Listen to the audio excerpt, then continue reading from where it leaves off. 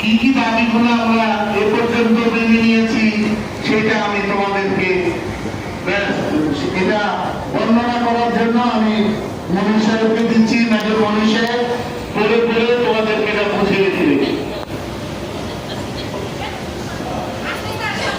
আমাদের গ্রুপের সম্মানিত ভাইস চেয়ারম্যান এবং আমার সবাইকে অবস্থায় ভাই বোনেরা আসসালামু আলাইকুম এবং শুভকামনা।